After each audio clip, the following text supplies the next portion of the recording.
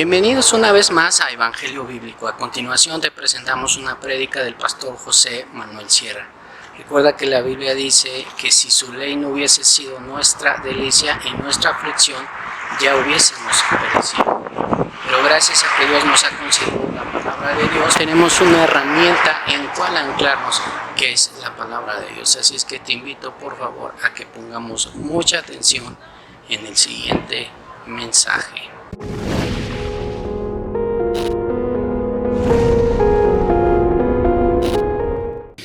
Bueno, vamos a pasar directamente a la palabra. Se leía esta tarde en Mateo capítulo 24, el capítulo de la enseñanza escatológica o profética del Señor Jesús, capítulo que yo creo que deberíamos de leer, y lo digo en serio, como mínimo una vez a la semana. Una vez a la semana ustedes tienen que leer el capítulo 24 del Evangelio según San Mateo.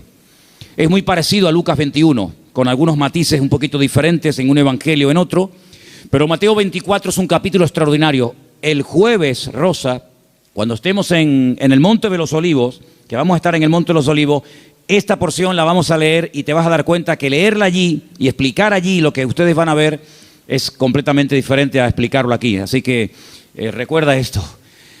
Jesús sale del templo. El templo existía en su época. Hoy en día no hay templo. Hace 2000 años que se fue destruido el templo por las legiones del Imperio Romano. El sueño dorado de los judíos o de muchos de ellos es la restauración del templo, pero en los tiempos de Jesús ese templo existía. Era el centro religioso de la época, era donde estaba la presencia del Señor, donde la gente iba a adorar, donde la gente iba a cantar al Señor, a llevar sus diezmos, sus ofrendas, a alabar al Señor.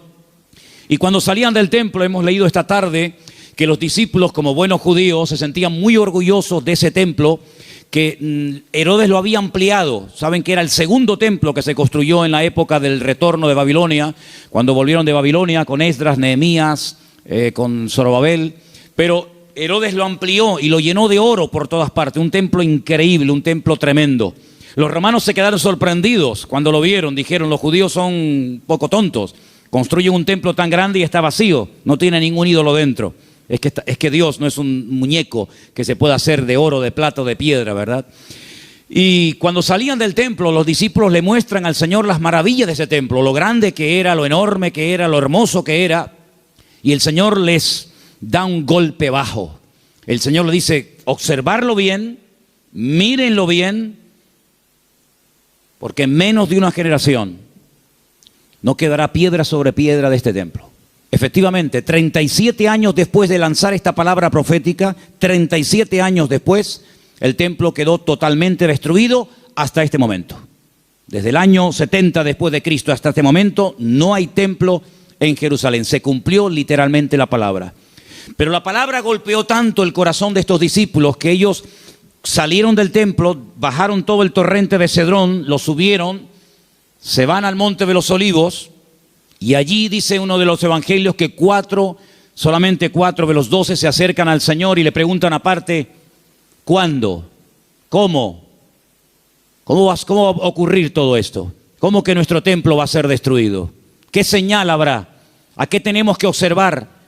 ¿Qué tenemos que fijarnos para saber que el tiempo se acerca? Entonces el Señor les da una enseñanza tremenda. Qué importante es preguntar, hermano, de verdad, ¿eh? Si no hubieran preguntado los discípulos al Señor: ¿qué señal habrá de tu venida y del fin del siglo?, nos hubiéramos perdido toda la enseñanza de Mateo 24.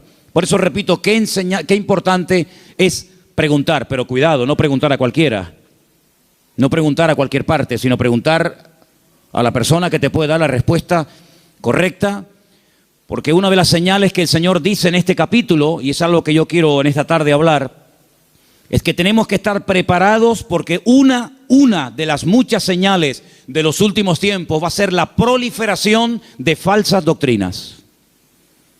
Dice la Biblia, lo leíamos el jueves, que algunos llegarán hasta escuchar. Dice el Espíritu claramente que en los postreros días algunos apostatarán de la fe y escucharán a espíritus engañadores y ahí da una enseñanza tremenda. Entonces, una de las señales de los últimos tiempos es que se enseñarán cosas extrañas. Por eso yo vengo ya semanas hablando y quiero volver otra vez a repetir, no porque no tenga otras cosas que decir, sino porque considero que hay que repetir las cosas que se enseñan, y más cuando son de vital importancia. Y es que tenemos que orar y tenemos que estudiar la palabra para que tengamos una fe sana. Una fe sana, término que por cierto aparece en Tito capítulo 2, donde el apóstol Pablo dice, oye, tenemos que tener una sana doctrina, pero también tenemos que tener una fe sana. Cuidado, que hay gente que tiene una fe muy rara, ¿eh? Hay cristianos que cuando los oyes hablar, dice, sí, tiene fe, pero es una fe un tanto rara, un tanto extraña, una fe mística. Yo puse unos ejemplos unas semanas atrás, no sé cuántos de ustedes lo recordarán, cuando algunos discípulos le dijeron al Señor, Señor, no nos quisieron recibir, no nos han dado la bienvenida, ¿tú quieres que oremos para que caiga fuego del cielo y lo destruya? El Señor dice, alto, ¿qué estáis diciendo? ¿Estáis locos? Tenían fe, pero cuidado, la fe no es para destruir, la fe no es para hacer daño, la fe no es para orar para que caiga fuego del cielo. Dice, ustedes no saben bajo qué espíritu, bajo qué influencia espiritual están ustedes hablando. Que no. El apóstol Pablo, ¿os acordáis? Le decía a Timoteo, la fe que ahora tienes es una fe no fingida, es una fe sincera. Explicaba este término en Italia, sincera, ¿no? O sea que cuando traían los bloques de mármol, los mármol de Carrara, y comenzaban a construir los templos, las catedrales y los edificios, algunos de esos bloques de mármol venían con imperfecciones, venían con agujeritos, y claro, se veía feo. Cuando es un bloque no, pero cuando son tantos, entonces los rellenaban con cera, y parecía como que no había ningún defecto, pero cuando daba el sol con fuerza contra aquellos bloques, se derretía la cera y se veía horrible, decían, manden bloques sin cera, manden bloques sin cera, para que después cuando salga el sol no se quede esto de una forma tan fea y de tan mal aspecto, ¿no? Entonces el apóstol Pablo decía a Timoteo, la fe que tienes no es una fe fingida, no es una fe de máscara, como dice otras versiones, es una fe que primeramente habitó en tu abuela Loida, y después la tuvo tu madre, Eunice, y ahora la tienes tú. Entonces tenemos que preguntarnos de vez en cuando, ¿en qué estamos basando nuestra fe? ¿En emociones? ¿En sentimientos? ¿En sueños? ¿En experiencias? ¿O en la palabra de Dios? Yo me quedo sorprendido, muy sorprendido, porque de toda la vida hemos sido conocidos como el pueblo del libro. El pueblo del libro. Yo me acuerdo que un sacerdote en el huerto de Getsemaní, que es un sacerdote sevillano, cuando me vio con la Biblia debajo del brazo me dice, tú eres de los evangélicos, ¿no? Porque ustedes siempre están con la Biblia en la mano. A mí me echó un piropo tremendo. Si pensaba que me iba a ofender, es todo lo contrario. Efectivamente, hemos sido conocidos y hay de nosotros que nos dejen de conocer por dejar de utilizar el libro, las Sagradas Escrituras, ¿verdad? Pero hay un desapego últimamente tremendo. Claro, se ha metido la gente en el mundo del internet y se ha metido en los cultos a distancia y se ha metido por aquí y por allá, que han entrado en las iglesias cosas pero muy, muy raras, muy extrañas. El jueves les conté algunas cosas que he visto ahora, he visto allí en Milán, donde he estado ahora mismo. Creyentes que están asustados, creyentes que si la maldición, que si, pero vamos a ver, hermanos, pero dice la Biblia que somos más que vencedores, que mayor es el que está en nosotros que el que viene contra nosotros. Creyentes que solamente desde que yo conocí ahora un matrimonio de hermanos de Ecuador que llevaban más de 10 años en esa congregación y dice, hermano, nos ha impactado mucho cómo usted la palabra. Y le digo, bueno, es que yo predico de la palabra. Y dice, es que yo hace años que no escucho un mensaje de la palabra. Digo, bueno, ¿y usted qué escucha entonces? Pues dinero, pide, y dame. Digo, pero eso no es evangelio, eso no es el evangelio. Yo no sé de dónde se han sacado esas enseñanzas. Hay predicadores que solamente tienen un tema monográfico, solamente saben pedir y no hablan de Cristo, no hablan del amor, no hablan del infierno, no hablan de la ira de Dios, no hablan del cielo, no hablan de la salvación. No, solamente tienen una obsesión y claro, prosperan, pero ellos, los demás no, solamente prosperan ellos. Y se autofinancian con su don y se pegan la gran vida asustando y manipulando y tergiversando la escritura. Y esto hay que denunciarlo, ya está bien de hacer el tonto, ya está bien de decir, bueno, es que son siervos de Dios. No son siervos de Dios, ellos se llaman siervos de Dios, pero la mayoría de ellos utilizan el púlpito para pegarse la gran vida y lo último que hacen es predicar la palabra, cosa que deberían de haber hecho siempre toda su vida. Y una de las cosas que tenemos que tener bien claro en los últimos tiempos es que van a proliferar falsas enseñanzas y falsas doctrinas. Y los sobreénfasis, qué peligrosos son los sobreénfasis, hermano. Déjeme que me explique. Tenemos que predicar todo el consejo de Dios. ¿Cuántos dicen amén? Toda la palabra de Dios. No podemos estar todos los días comiendo espagueti por la mañana, espagueti por la noche, espagueti por... Pero hermano, está bien, a mí me gusta la pasta, pero 365 días comiendo lo mismo, pues cuánta gente, hermanos, solamente saben un tema y lo sacan de ese tema y no saben nada. Que si el dinero, que si las profecías, ¿sabe cuánta gente, hermano, van a las congregaciones para que alguien ore por usted y le den una palabra y le den una profecía? Mire, me leí hace unos días la biografía de la señora White. Madre mía, pero es un disparate.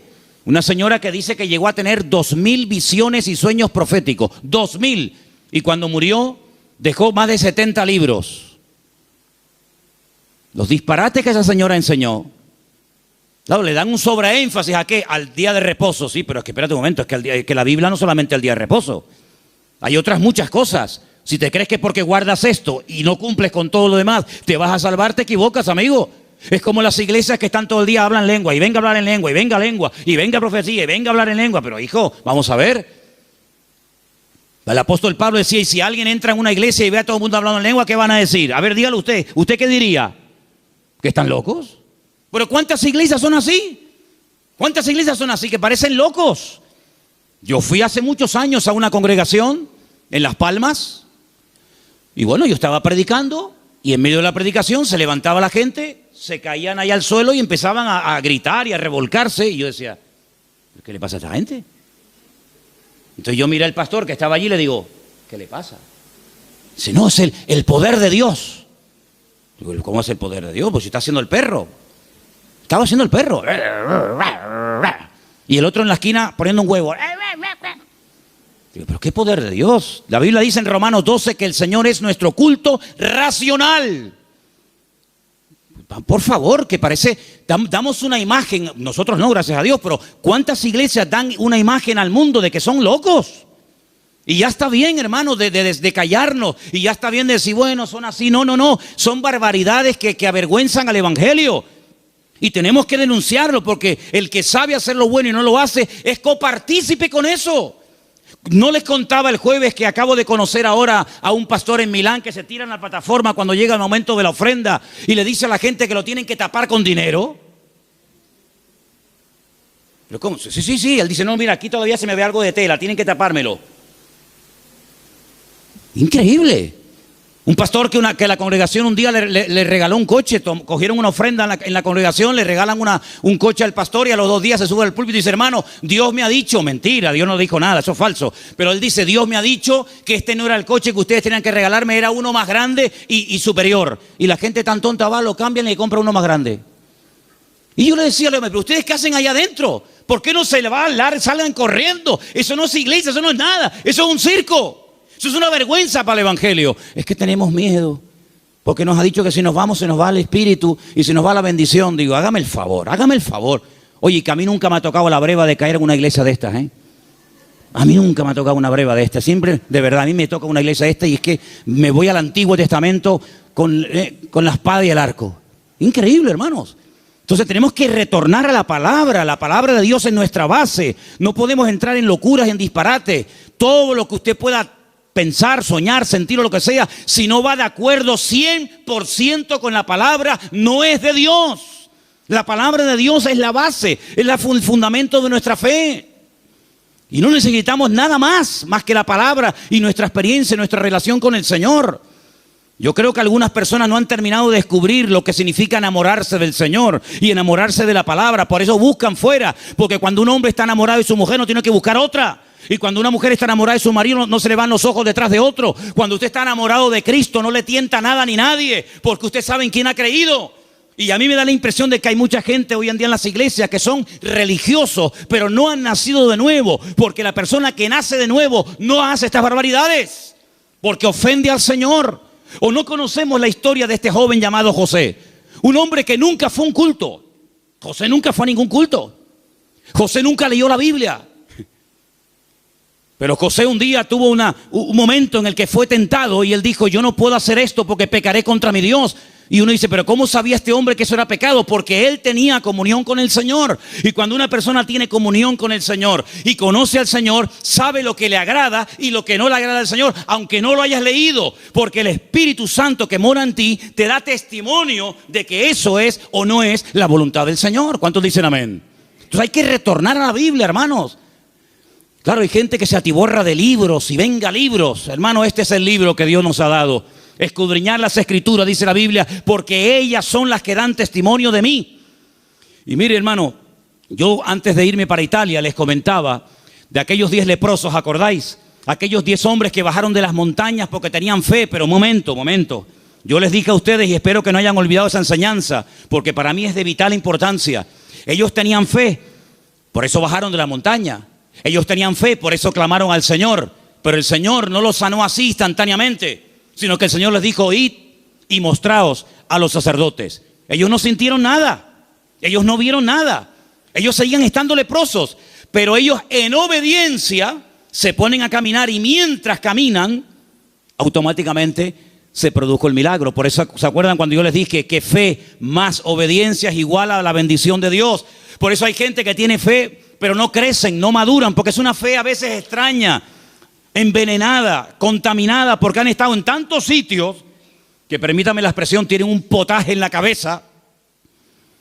Pero cuando usted conoce al Señor y a su palabra y usted tiene una fe sana, bien encaminada en las cosas del Señor, usted sabe que la fe, si no tiene obras y la fe si no obedece al Señor, no sirve de nada. ¿Cómo usted va a pretender con la fe que tiene viviendo en desorden, sin poner en práctica los mandamientos del Señor? Que Dios le bendiga. Primeramente tendrá que ponerse en orden para que el Señor pueda hacer maravillas en su vida. ¿Y cuántos creyentes en las iglesias son una cosa aquí y fuera son otra? Sí, tienen fe, pero el testimonio que dan es pésimo. Bendito sea la palabra cuando el Señor dice a través de la boca de Pablo, no me avergüenzo del evangelio, porque es poder de Dios. Espero que el evangelio no tenga que arrepentirse y no tenga que avergonzarse de la conducta que está llevando fuera. Porque aquí todos somos muy buenos, aquí todos levantamos las manos o el que quiera, y aquí todos somos muy santos. Pero, ¿y por fuera? Porque a mí de qué me sirve que vengas aquí, gloria a Dios y aleluya, si luego en la calle eres un desorden y vives en pecado, estás viviendo en adulterio, estás viviendo en fornicación, tienes un mal testimonio en la familia. No, tienes que plantearte tu relación con Dios. ¿A qué vienes aquí? ¿A cambiar o a qué? ¿A fichar como en un trabajo? No, fui al culto. Sí, fui al culto porque te entró por aquí y te salió por ahí, porque no ha habido cambios en tu vida. Esta es una iglesia donde queremos que la gente venga, gloria a Dios, sí, pero que vengan a cambiar. Y que sepan que aquí no vamos a estar con tonterías ni con experiencias extrasensoriales, sino que aquí te vamos a llevar a la palabra. Y la palabra te va a hablar y el Espíritu va a hablar a tu corazón. Y en cuanto veamos cosas extrañas que no son de Dios, pues te las tendremos que decir. Y claro, algunos esta cosa no lo entienden y dicen, no, es que aquí no hay amor. Bueno, si usted entiende el amor, que le vamos a decir lo que usted quiere oír, evidentemente aquí no lo va a encontrar. Aquí le vamos a decir lo que dice la palabra. Y los que estamos, los que vienen, se adaptan a lo que hay, y si no, pues que el Señor le bendiga y que le lleve a otra iglesia. Pero aquí no vamos a ceder ni un milímetro por agradar los oídos, por tener mucha gente, porque si tener mucha gente significa bajar el listón de la santidad de Dios, amigo, hasta ahí hemos llegado. La palabra dice que sin santidad nadie verá al Señor. Me da igual si es fulanito de tal, don fulano de tal. Sin santidad nadie verá al Señor. Es que yo canto, que me da igual. El diablo canta mejor que nosotros.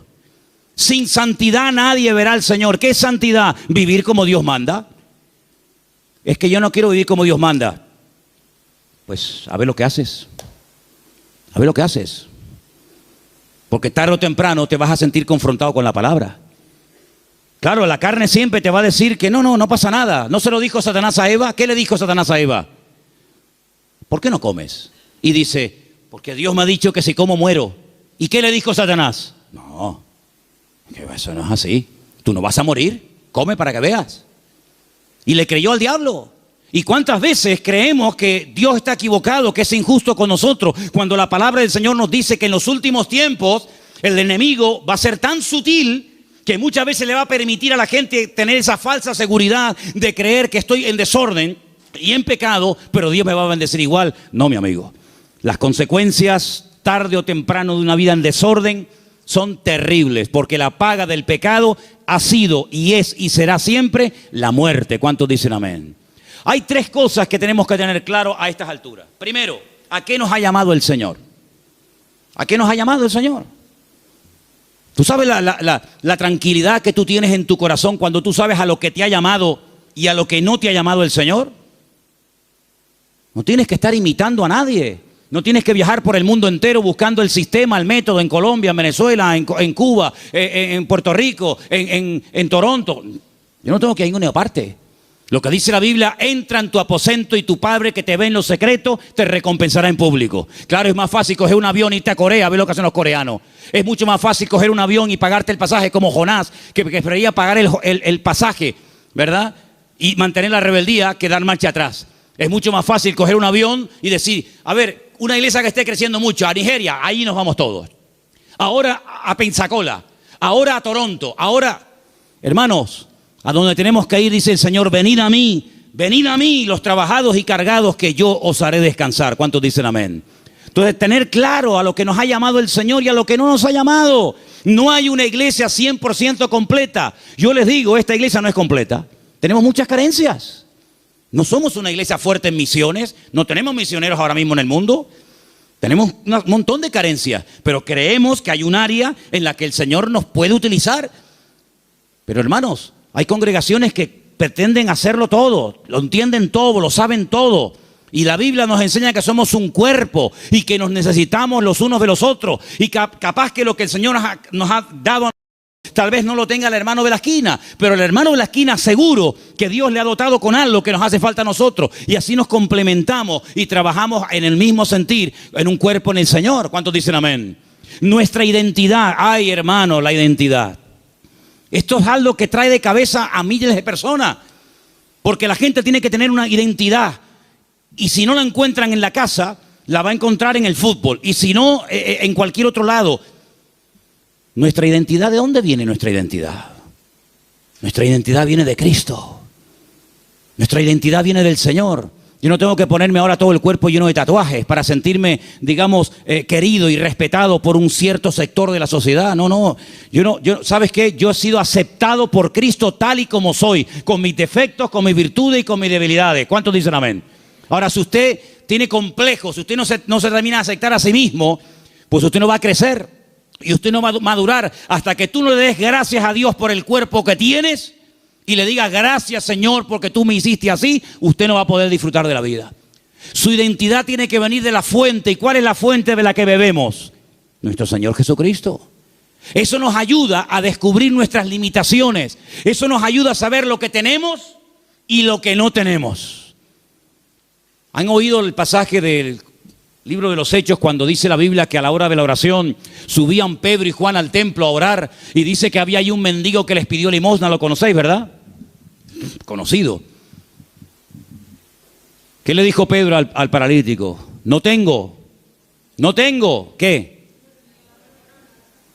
Fíjate tú, un hombre que con la sombra sanaba a los enfermos. Un hombre que oró por muertos y los resucitó. Un hombre que caminó por encima de las aguas.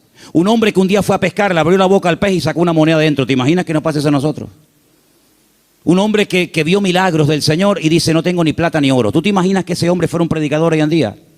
¿Sería multimillonario? Si muchos son unos mequetrefes que no saben ni hablar en público y viven a cuerpo de rey, tú imagínate un predicador hoy en día que tuviera el currículum que tenía Pedro. Sería algo increíble. Pedro dijo, no tengo ni plata ni oro, pero tengo algo que ni con todo el oro del mundo puedes comprar. Y le dijo al hombre con toda la autoridad, porque sabía lo que tenía.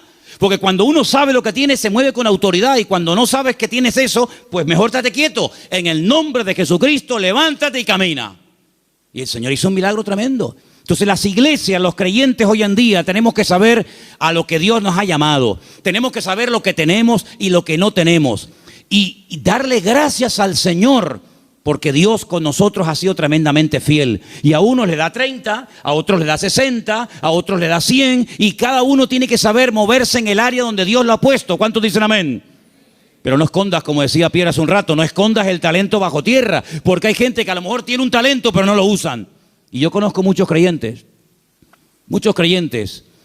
que no están usando lo que Dios les ha dado. No lo están usando. Están más preocupados en conseguir un buen trabajo que en servir a Dios.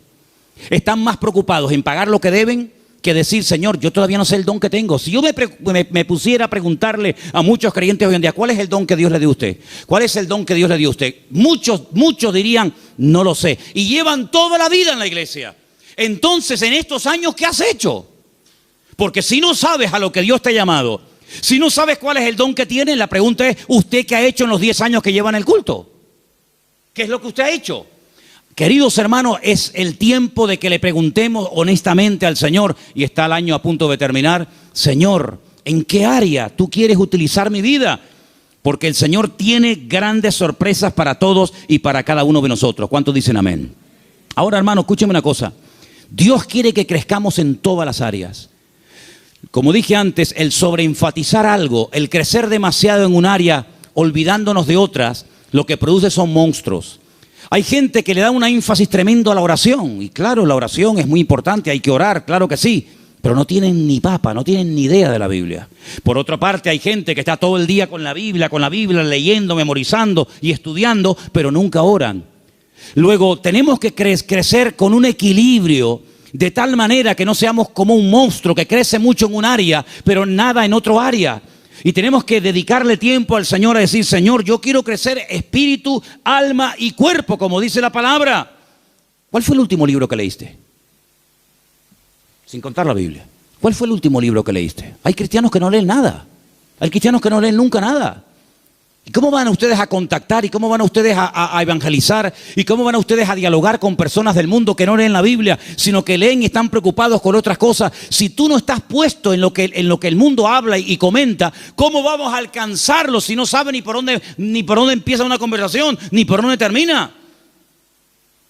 Hay gente que no trabaja, ni estudia, ni hacen nada. Y son las víctimas y son las personas más propensas a caer en desánimo, en depresión y en pecado.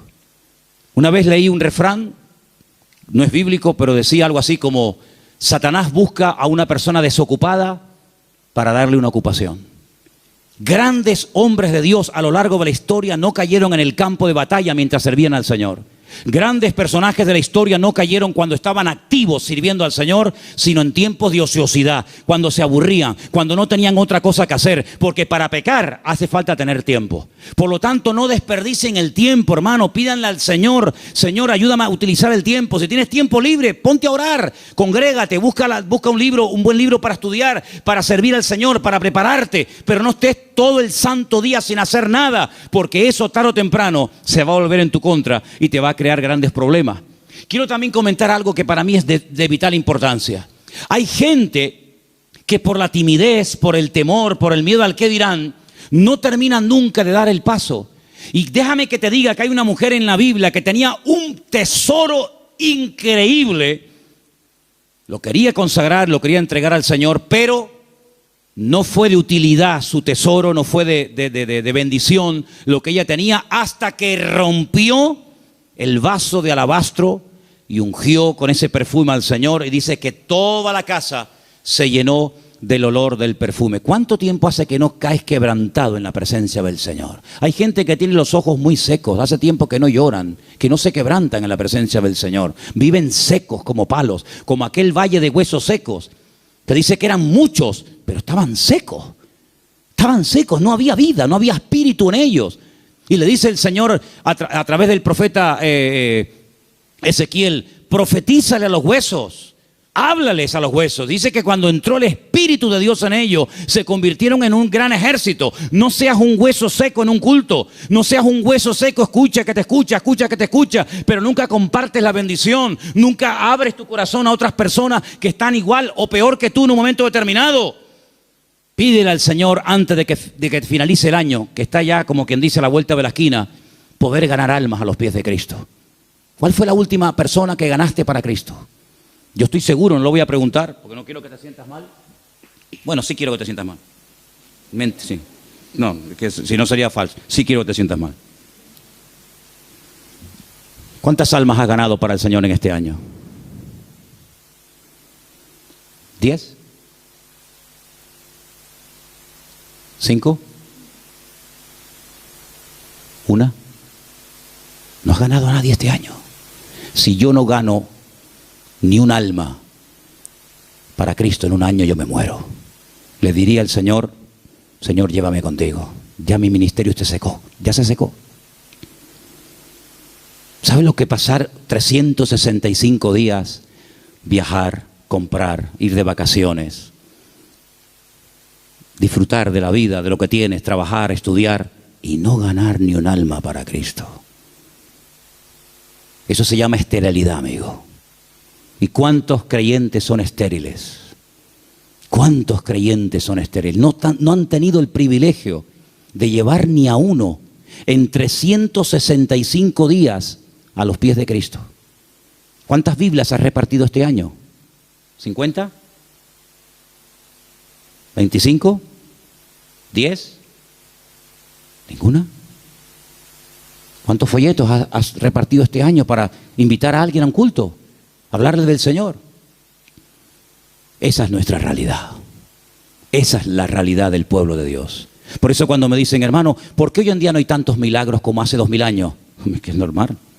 Porque el nivel de consagración y de compromiso del creyente del siglo XXI no tiene nada que ver con el creyente de los primeros siglos de la era cristiana. Aquella gente vivía para y por Cristo. Estaban obsesionados con el Señor. Hoy en día es muy, muy, muy difícil encontrar a uno en una iglesia que tenga las ideas claras, que dedique tiempo a la semana, 1 hora a la semana, un par de horas a la semana, para decir, ahora no voy a trabajar, no voy a ni móviles, ni internet, ni nada, sino voy a salir a la calle a ver si el Señor me pone a alguien en el camino, voy a evangelizar a un chico en el parque, a una señora que esté por ahí caminando. Es muy difícil encontrar a jóvenes, incluso hoy en día, obsesionados por Cristo. Yo le decía hace poco a un pastor, en mi época, cuando yo me convertí al Señor, todos los jóvenes en mi iglesia solamente queríamos una cosa, ir a la escuela bíblica, prepararnos y servir al Señor. Esa era la obsesión. Llegamos a ser hasta criticados. Algunos de la congregación decían, pero ¿ahora qué pasa? ¿Que todo el mundo se quiere ir al seminario y prepararse para servir al Señor? Hasta recibimos crítica en aquellos tiempos.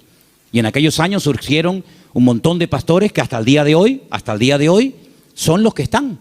Pero pastores que ya tenemos 50 y pico años largos, porque te hablo hace ya 30 y tantos años atrás. Bueno, pues 35 años han pasado desde que yo estoy sirviendo al Señor y yo no he visto que ese deseo de servir al Señor a tiempo completo, como misionero, como pastor, como evangelista, como lo que sea, se ha ido diluyendo, se ha ido perdiendo. Y tú puedes observar hoy en día en los púlpitos que los pastores pues ya tienen de 50 años para arriba, si no más. Dime qué pastor hay, nómbrame 10 pastores en Tenerife que tengan 21 años como yo fui el primer pastor. Bueno, yo fui pastor con 19, pero dime 5 pastores en Tenerife que tengan 20 años y que sean pastores en este momento con 20 años. Ni uno. En mi época todos teníamos esa edad. Empezamos con 19, 20, 21 años hasta ahora. Tenemos que recuperar tantas y tantas cosas. En mi época no había la mayoría de las cosas que hay hoy en día. En mi época no había WhatsApp, no había internet, no había páginas web. Los cultos eran muy sencillitos, eran muy normales, no había tanta parafernalia de sonido. Parece que hoy en día la puesta en escena tiene que tener esto y aquello, porque parece que si no, el culto como que no fluye. En aquella época una guitarra española, pum, a la calle, encima un banco, orábamos, venía la gente, estaba el Señor, una sencillez tremenda. Eso tenemos que volver a recuperarlo, porque nosotros estamos en este mundo, ¿para qué? ¿Para qué estás tú en este mundo? Y dime, ¿para qué estás? Para llegar a una edad y decir, bueno, yo ya tengo mi casita, mis mueblecitos, mi paguita. Qué vida tan triste, perdóname. Qué vida tan triste. Estar esperando a yo jubilarme, para estar ahí esperando la muerte. Este verano cuando hice a un pueblo, había 3 personas en el pueblo. 3 personas en un pueblo, allí arriba, en los cañones del Sil, en Galicia. Cuando llegué, hablé con esos 3 viejitos y le digo, ¿qué tal? ¿Cómo están? Los 3 al momento me dijeron, aquí estamos esperando la muerte. Digo, ostras. Yo déjame dar un paso atrás, no sea que me pase a mí algo también. Dice, los jóvenes se han ido todos. Los jóvenes del pueblo se fueron. Y aquí estamos esperando a la muerte. Digo, madre mía, pero qué futuro de vida. Que le puede venir dentro de 6 meses, dentro de un año, dentro de yo qué sé cuánto. ¿Y tú qué estás esperando? Si tú pudieras hoy tocar un botón y apretando ese botón consiguieras lo que tú tanto quieres tener en la vida, ¿qué sería lo que tú más anhelas tener? ¿Pasa ese botón por agradar y honrar al Señor? Yo quiero que en esta noche nos hagamos estas preguntas, hermanos. ¿Qué estamos haciendo con nuestras vidas? ¿Qué estamos haciendo con nuestra vida? ¿Sabes? Hace unos días pensaba lo mismo que llevo años pensando. Se nos ha ido otra vez el año. Hoy es 20, ¿no? 20 de noviembre. Pero sí que parece que el otro día estábamos en el retiro con el pastor Antonio en el Puerto de la Cruz. Y yo me acuerdo que el otro día tuvimos el retiro donde hablábamos de Amalek. ¿Se acuerdan? ¿Cómo puedes pasar tanto tiempo? Y el campamento de jóvenes ya pasó. Y las vacaciones de verano se fueron. Otro invierno más. Y ahora, este mes, fue así, volando, llega diciembre y otro año más. Hermanos, algo tiene que cambiar en nuestras vidas. Te tienes que replantear tu tiempo, tu vida, tu juventud, tu matrimonio, tu familia de una forma diferente. Tú no puedes ser un parásito en una iglesia. Tú no puedes ser una persona ahí sentada 1 año, 2 años, 4 años, 5 años, 10 años, 30 años. Uy, se murió el hermano. Señor, toma, te lo mandamos, otro para arriba. No, hermano. Sea una oveja productiva. Involúcrese en las cosas del Señor. Tenga ilusión por las cosas del Señor. Y yo creo que si nosotros verdaderamente buscamos al Señor de todo corazón, hay tantas cosas que podemos hacer todavía para el Señor. Yo, hermano, yo tengo más ganas de servir al Señor que nunca. Pero yo no quiero que esta iglesia sea un freno para mi vida. Yo no quiero que esta iglesia se convierta en un tapón para mí, ¿eh? Yo tengo mucho más visión que estar aquí, ¿eh? Y yo estoy plenamente convencido de que el mundo, no Tenerife, el mundo nos está esperando. Y el Señor tiene gente aquí que puede utilizar de una forma tremenda. Pero somos nosotros los que tenemos que decir, Señor, cuenta conmigo. Porque quiero terminar diciendo algo. La noche que el Señor Jesucristo sabía que iba a ser entregado, dijo algo tremendo. Dijo, Padre, pasa de mí esta copa. Mas no se haga mi voluntad, sino la tuya. ¿Y saben cuál era la voluntad del Padre en ese momento? Que lo mataran. Es increíble. El año que viene va a ser un año muy interesante, ¿eh? Créanme, ¿eh? Va a ser un año tan interesante. Porque ya empezaron los dolores de parto, pero los dolores de parto no duran siempre. No, hermana, yo no entiendo mucho de esto, yo nunca he parido, ¿no? Pero más o menos hablo de la teoría. Los dolores de parto están ahí, pero llega un momento que se acabó el dolor, nace el chiquillo y ya está. Bien. Llevamos años con dolores de parto. Europa ya lleva años en dolores de parto. España ni te cuento. España yo creo que le van a tener que hacer una cesárea dentro de poco. Porque no hay forma de que salga el chiquillo, ¿eh? ¿Vale? Estamos con dolores de parto hace mucho tiempo. El año que viene van a salir muchas cosas, van a parir muchas cosas que se han ahí retenido con dolor. Bien. Estoy recibiendo llamadas de Estados Unidos. Muy interesantes, por cierto. Para muchos, sobre todo para gente de Latinoamérica, más que para gente de Europa, Estados Unidos era el sueño dorado. Yo recibo cada día correos de gente que me dice, he mandado solicitud, he pedido visa a Estados Unidos, me la han denegado, entonces estoy tocando la puerta a ver si usted, no sé qué. No te puedes ni imaginar la cantidad de gente que me escribe cada día de montones de lugares que primero tocan a la puerta del tío Sam. Primero le llaman al tío Sam. Y cuando el tío Sam le dice, por aquí no entra, entonces llaman yo qué sé, a Don Quijote de la Mancha y Sancho Panza, ¿no? Por ejemplo, por un ejemplo. Vean. ¿Cómo van a reaccionar todos aquellos creyentes que se fueron a Estados Unidos creyendo que era el paraíso terrenal? Cuando el señor Trump les diga, usted, y usted, y usted, fuera de aquí. Ay, amigo. A mí se me han abierto muchísimas puertas en Estados Unidos. Me he negado rotundamente a ir. Porque mi confianza y mi refugio no está en América, mi refugio está en Dios. Ahí está mi confianza. Y el libro de Proverbios dice, más vale bocado seco y en paz. ¿Eso qué? Un cacho de pan, pero con la bendición de Dios. ¿Se puede tener un trozo de pan con la bendición de Dios? Sí, claro. ¿Y se puede tener abundancia sin la bendición de Dios? Tan claro, por supuesto. ¿Qué te crees? ¿Que toda abundancia viene del cielo? Ay, amigo. ¿La bendición que es solamente tener o la bendición pasa por ser? Cuidado con eso. ¿Cómo van a reaccionar tantos y tantos que se fueron a América creyendo que aquello era el paraíso terrenal, que ya por fin el sueño dorado se había cumplido y que ahora le digan, vuélvanse a su tierra? Ay, amigo. Ha llegado el momento, hermanos, si no lo veis, lo vais a terminar viendo y entendiendo.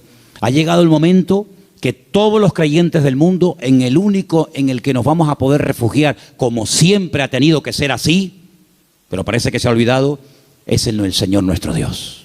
Él es nuestro pronto auxilio en las tribulaciones.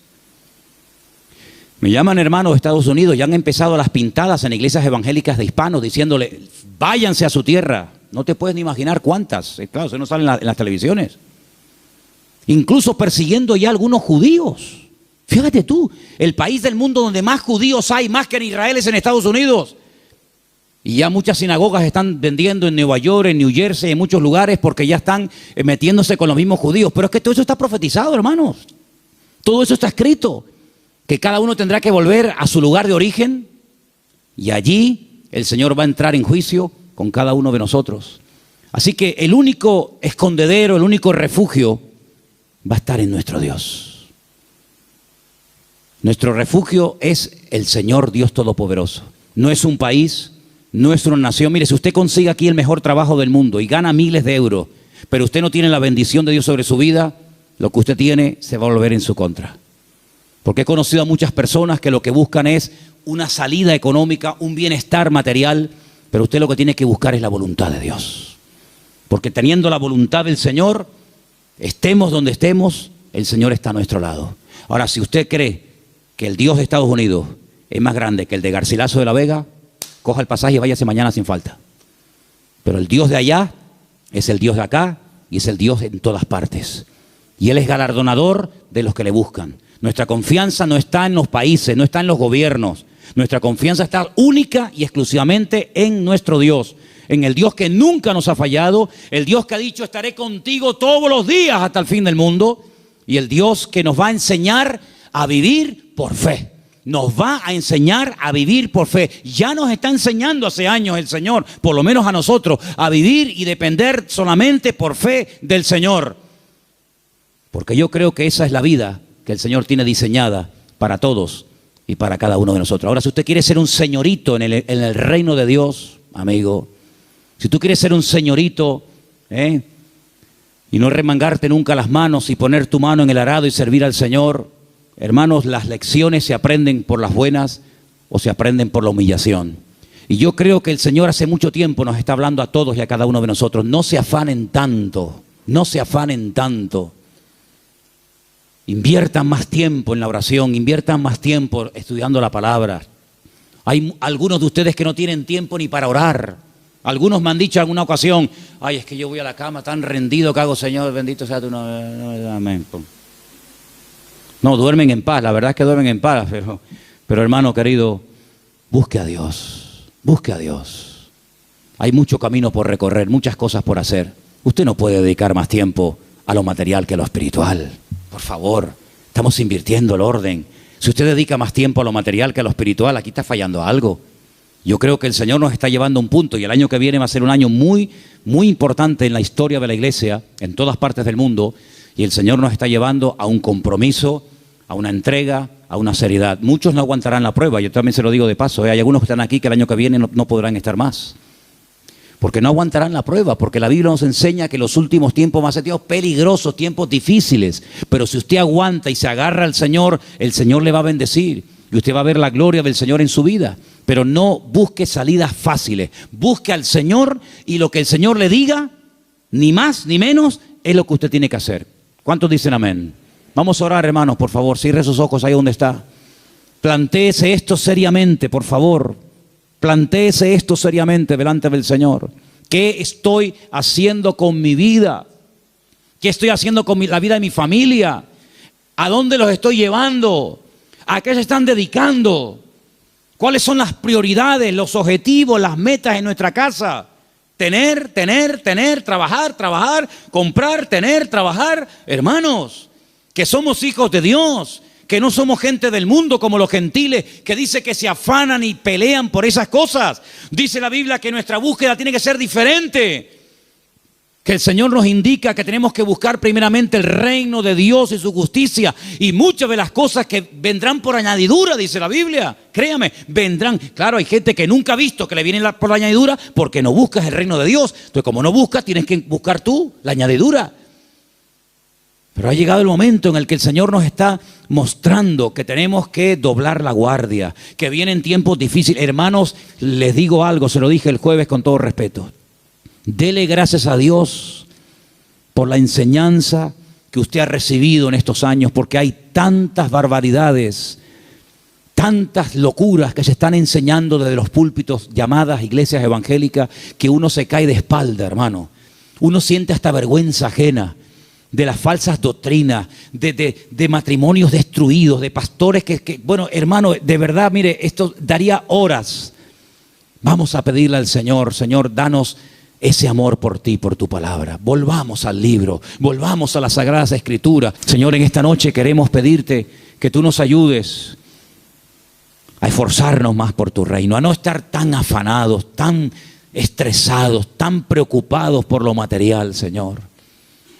Señor, tú nos has enseñado un modelo de vida diferente. Tú nos has enseñado a depender de ti. Tú nos has enseñado, Señor, a creer en tus promesas, en tu bendita palabra. Y yo te pido, Señor, en el nombre bendito de Jesús, que nos ayudes a aprender las cosas de buena manera, a ser adoradores en espíritu y en verdad, a ser estudiantes serios de tu palabra, Dios mío, que no nos atraigan las cosas de este mundo. Señor, que podamos marcar una diferencia en este mundo enfermo que te ha dado la espalda hace tanto, tanto tiempo, Señor. Levanta jóvenes de esta iglesia con pasión, con fuego por las almas perdidas, Señor. Verdaderamente a familias enteras que decidan servirte. Familias enteras que la prioridad en su vida sea buscarte a ti por encima de todas las demás cosas. Quita de nosotros el afán, Señor, el miedo al futuro, el miedo a lo que va a pasar, Señor.